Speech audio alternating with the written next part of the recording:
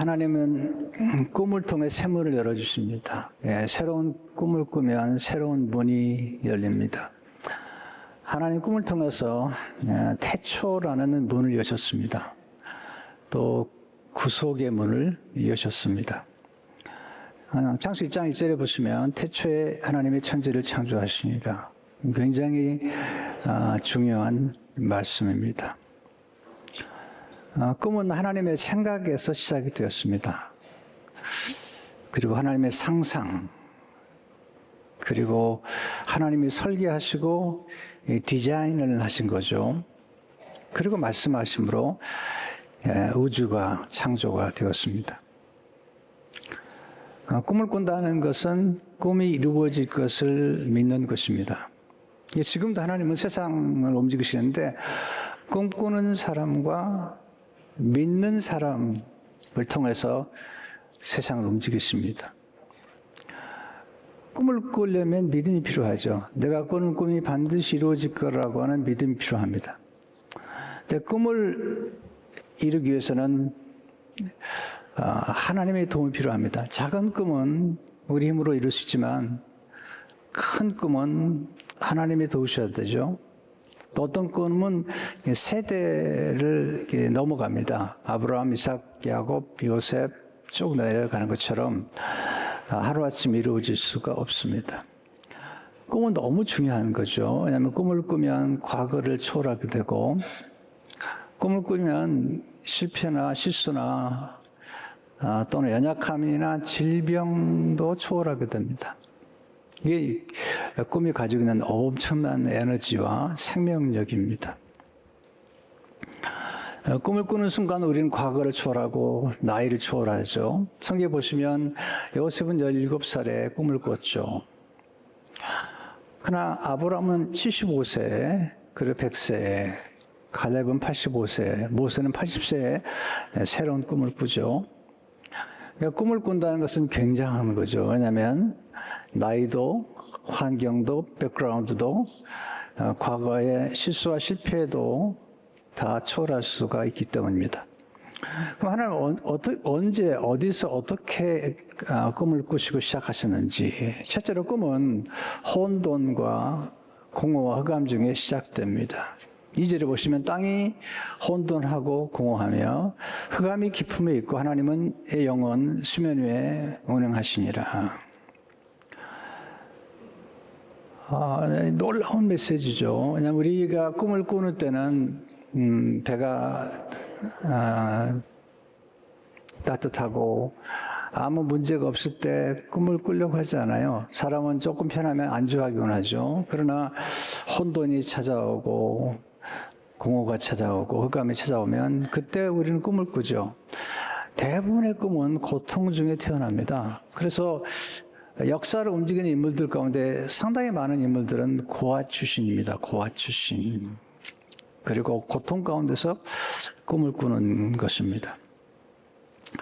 그러니까 꿈은 고통 중에 잉태되고 탄생합니다. 절망과 좌절과 슬픔 중에 또는 상실 중에 탄생합니다. 정말 꿈꾸는 사람은 기도합니다. 왜냐하면 기도하지 않고도 이룰 수 있는 꿈은 그렇게 대단한 꿈이 아닙니다. 성경에 나타난 인물들의 꿈을 보면 대단한 꿈이죠. 이런 꿈들은 인간의 노력과 생각으로는 결코 이룰 수가 없습니다. 그래서 하나님의 능력이 필요하죠. 그러니까 큰 꿈을 꾸려면 크신 하나님을 알아야 되고 크신 하나님의 능력을 알아야만이 큰 꿈을 꿀 수가 있습니다. 문제는 우리가 큰 꿈을 꿀 때 우리의 현실과는 너무 갭이 크기 때문에 좀 고통스럽죠. 그러나 아셔야 됩니다. 이 간극이 크다고 해서 낙심해서는 안 되는 것은 이게 어떤 때는 몇백 년에 걸쳐서 꿈이 이루어집니다. 하나님께서 아브라함에게 큰 민족을 이루겠다는 꿈을 주셨는데 나중에 이스라엘 민족들이 애굽에 가서 400년 만에 그 꿈이 이루어지죠. 큰 꿈은 시간이 많이 걸립니다. 작은 꿈은 뭐 하루아침 이루어질 수 있지만 큰 꿈은 시간이 많이 걸리고 하나님의 전적인 도우심이 필요한 것입니다. 두 번째, 꿈을 꿀 때 성령이 역사하십니다. 꿈을 꿀 때 언제 성령이 역사하시는 걸 알아야 됩니다. 언제 악령이 역사하는가? 악령은 불순종할 때 역사합니다. 하나님을 거역할 때 역사합니다. 그러나 성령은 순종할 때, 그리고 꿈을 꿀 때, 하나님을 신뢰하고 경배하고 찬양할 때 성령이 역사하시는 거예요. 그래서 오늘 2절에 보시면 땅이 혼돈하고 공허함 흑암이 깊음에 있고 하나님의 영은 수면 위에 운영하시니라. 여기 수면 위에 운영한다는 것은 하나님이 지금 꿈을 꾸신 꿈을 지금 품고 있는 건데요. 그 꿈을 품고 계신 거죠. 이게 수면에 운영한다는 말은 히브리어로 닭이 암탉이 계란을 품고 있다는 뜻이에요. 암탉이 계란을 품고 20일 동안 품는데요. 20일 동안 그냥 품지 않습니다. 이렇게 알을 돌려가면서 품는데 20일이 되면 병아리가 탄생합니다. 하나님은 놀랍게 성령님을 통해서 이렇게 혼돈과 공허 흑암 중에 품게 하시고 그걸 이루시는 겁니다. 성령을 받으면 꿈을 꾸게 돼요. 비전을 보게 되고. 그러니까 꿈을 꾼다는 것은 다르게 표현하면 성령 충만하다는 거예요. 성령 충만하지 않고는 꿈을 꾸지 못해요.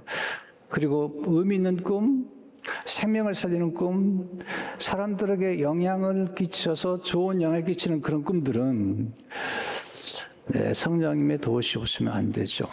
사도행전 17절 보면 하나님 말씀하시기를 말세 내가 내 영을 모든 육체에 부어주리니 너희 젊은이들은 예언할 것이요 너희 자녀들은 예언할 것이요 너희 젊은이들은 환상을 보고 비전을 본 거예요. 너의 늙은이들은 꿈을 꾸리라. 그러니까 어른들은 꿈을 꾸죠. 그러니까 우리가 뭐 나이가 들었다고 해서 꿈을 꾸지 않는다. 그건 말이 안 되는 겁니다. 성령을 받으면 꿈을 꾸게 돼 있어요. 모세가 80세에 성령을 받습니다. 그 새로운 꿈이 탄생합니다. 아브라함 100세 때 그의 몸이 이제 쇠고 살아도 경수가 끊어졌죠. 그때 성경은 그가 초자연적으로 아이를 낳습니다. 이 초자연적인 역사는 성령의 역사입니다. 육의 열매가 아니라 영의 열매라고 성경은 증언하고 있는 거예요. 그래서 요셉의 생애를 보면 다른 형제들과 비교했을 때 요셉은 성령이 충만했기 때문에 꿈을 꿨고요. 다니엘도 보면 그 안에 거룩한 영이 충만했던 것입니다. 그러니까 성령님이 함께 하시면 모든 고난을 이겨낼 뿐만 아니라 그리고 고난 가운데 함께 하심을 경험하겠죠. 요셉이 보디발의 집에 있고 감옥에 있을 때 하나님이 함께 하심으로 형통했다고 말씀하고 있습니다. 성령이 함께 하시면 문제가 기적이 되고 위기가 기회가 돼요. 그리고 고난이 간증의 시작이 됩니다. 여러분, 간증은 고난이 없으면 간증이 태어나지 않아요. 수많은 간증들은 들어보시면 알겠지만 고난과 문제와 역경과 시련과 고통 중에서 하나님이 어떻게 도우시고 그걸 어떻게 극복했는가에 대한 스토리인 것입니다. 세 번째 말씀을 통해서 꿈을 성취하는 법칙을 배우십시오. 이 법칙이 정말 중요하거든요. 우리 법칙을 지켜야 돼요. 이게 순리입니다. 우리가 법칙을 깨뜨리면 법칙이 우리를 깨뜨려 버리는 거예요. 이 법칙은 일정한 선이고 경계고 원리인 것입니다. 그래서 일단 법칙부터 알고 원리부터 알고 그 원리와 법칙을 따라가는 사람을 우리는 지혜롭다고 말하는 것입니다.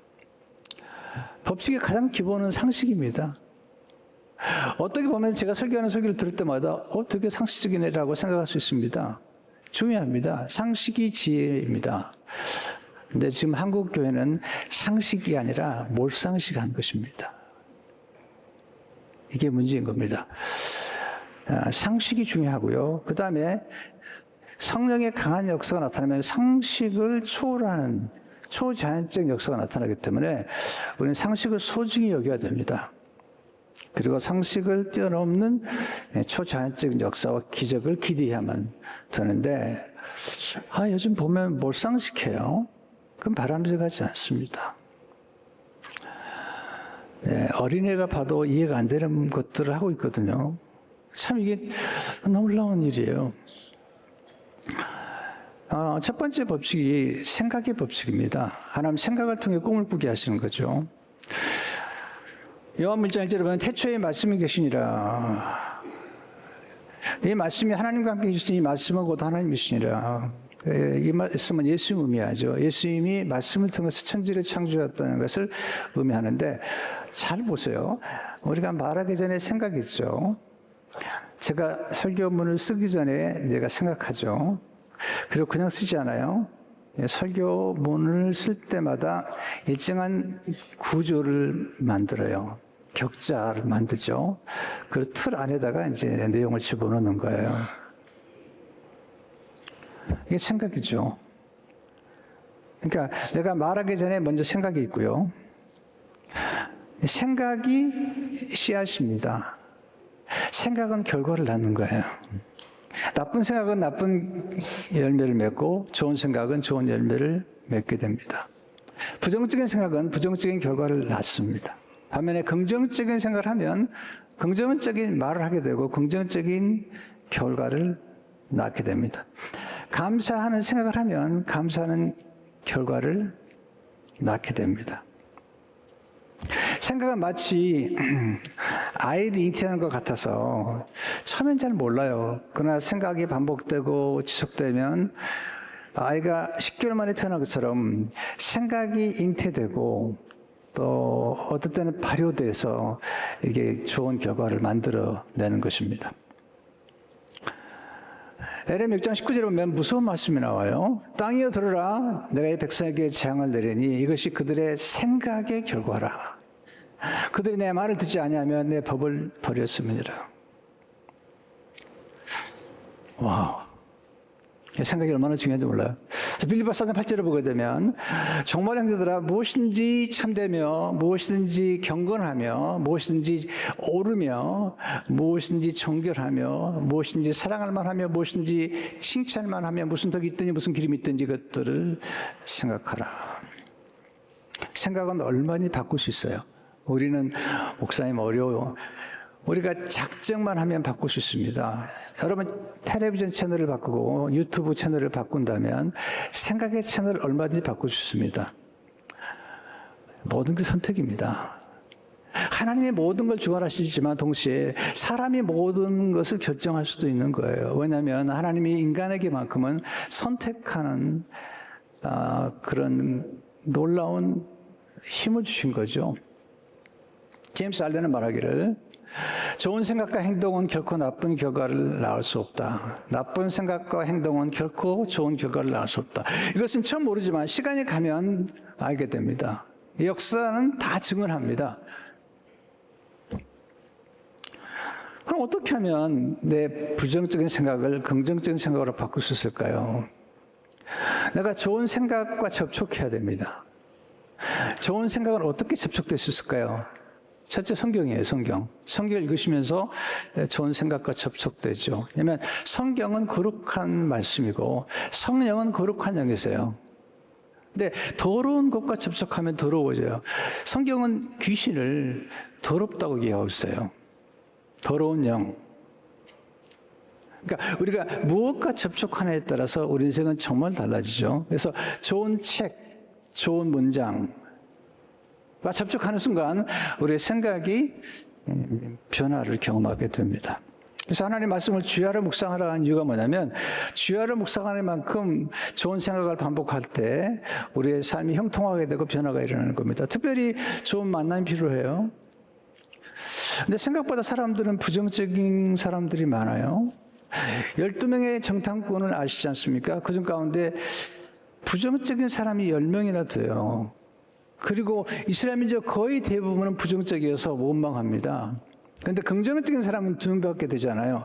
이 2명을 가리켜서 창조적인 소수자다라고 토인비는 말했습니다. 그리고 이 창조적 소수자에 의해서 역사는 움직여진다. 그러니까 긍정하고 그리고 하나님을 신뢰했던 2명의 정탐꾼들 통해서 하나님 역사가 이루어지는 것을 보게 됩니다. 두 번째 상상의 법칙이죠. 하나님 상상을 통해 꿈을 꾸게 됩니다. 생각은 소원 같은 거고요. 소원은 바람이죠. 또 상상은 생각을 구체적으로 형상화한 거예요. 제가 해보니까 이 상상은 성령의 언어예요. 근데 염려는 마귀의 언어예요. 하나님은 염려를 기도로 바꾸기 원하세요. 염려가 기도가 되면 우리 상상이 바뀌어요. 하나님은 아름다움을 좋아하세요. 천지를 창조하신 다음에 보시기 좋았다. 창세기 1장 4절을 보게 되면 그 빛이 하나님 보시기에 좋았더라. 하나님 빛과 어둠을 나누사. 근데 마귀는 아름다움을 좋아하지 않아요. 아름다운 음악을 좋아하지 않아요. 아름다운 예술도 좋아하지 않아요. 사람을 파괴시키고 자연을 파괴시키고 이 모든 파괴시키고 죽이고 독질하는 것은 다 마귀가 하는 일이에요. 근데 하나님이 하신 일은 살리는 일이고 치유하는 일이고 그리고 아름답게 만드는 거예요. 상상력이 굉장히 중요합니다. 모든 인류의 아름다운 진보와 창조는 원래 만화가들이 한 거예요. 우리 어릴 적에 읽었던 보았던 만화들이 지금 다 현실이 됐습니다. 그러니까 만화가와 예술가가 먼저 그림을 그리고 그 뒤를 따라가는 게 과학자들입니다. 그러니까 요즘은 만화를 그리는 분들을 굉장히 높이 평가하잖아요. 그리고 웹툰이라고 그러죠. 웹툰이 영화로도 만들고 드라마도 나오잖아요. 지금은 시대가 완전히 바뀌었습니다. 지금은 예술가들, 디자이너들이 얼마나 중요한지 몰라요. 이 디자이너와 예술가들이 그냥 그림만 그린 게 아니라 이 아이폰도 디자인하죠. 챗 GPT, 다 이게 디자인에서 나온 거거든요. 그러니까 지금은 디자이너들이 굉장히 많습니다. 왜냐하면 그림이 먼저고 그 다음에 현실이 되는 거예요. 그러니까 우리는 예술가들을 존경할 수밖에 없죠. 아인슈타인이 유명한 과학자지 않습니까? 상상력은 지식보다 중요하다.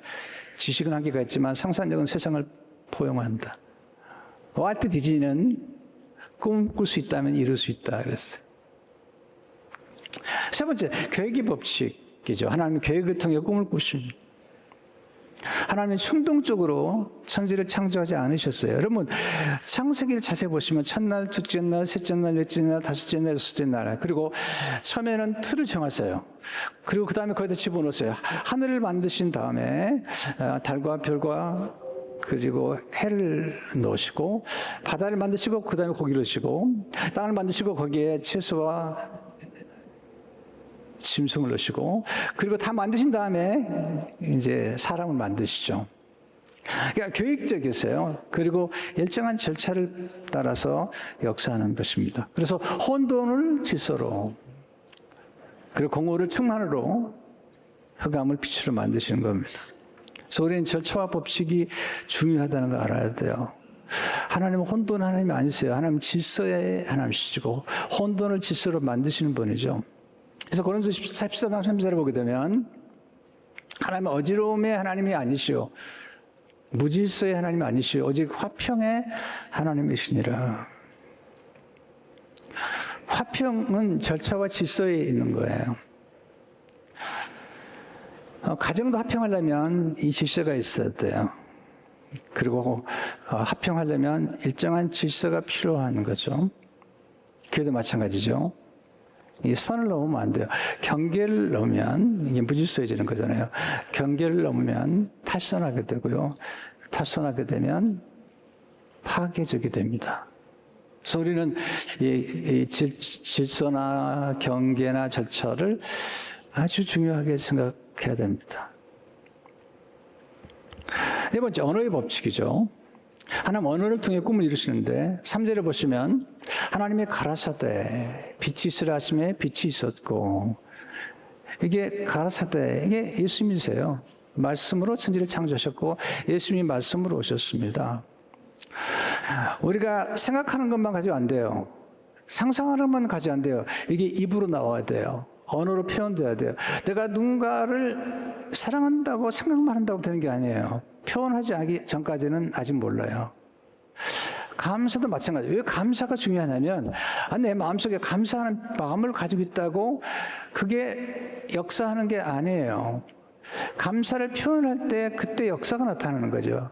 예수님께서 10명의 나병 환자를 고치셨어요. 근데 한 명만 와서 감사를 표현했어요. 예수님 말씀하셨어요. 9명은 어디 갔느냐? 그 9명은 감사하는 마음이 없었을까요? 분명히 감사한 마음이 있었죠. 근데 감사를 표현했더니 또 더 놀라운 축복이 따라오는 거죠. 그러니까 감사는 더 좋은 축복들을 증폭시키는 놀라운 능력이에요. 그러니까 우리 삶 가운데 표현의 능력이라는 게 중요하잖아요. 시편 33편 6절을 보게 되면 여호와의 말씀으로 하늘이 지음이 되었으며 그 만상의 그 기운으로 이루었도다. 이사 55장 11절을 보시면 내 입에서 나가는 말도 헛되이 내게로 돌아오지 않냐고 나의 뜻을 이루며 나의 명하신 보낸 일에 형통하리라. 이 언어가 파장을 일으킵니다. 그건 느끼잖아요. 여러분이 말하는 순간 상상이 되고 그림이 그려지고 그리고 여러분의 감정이 움직이고 심지어 여러분의 몸에도 변화가 나타납니다. 그냥 갑자기 짜장면 먹고 싶어요. 그러면 그 짜장면에다가 노란 단무지에다가 그러면 그냥 침이 돌지 않으세요? 별로 안 돈하시는 분인데 여러분 짜장면 생각해도 그 짜장면의 유혹 앞에 이길 자가 누굽니까?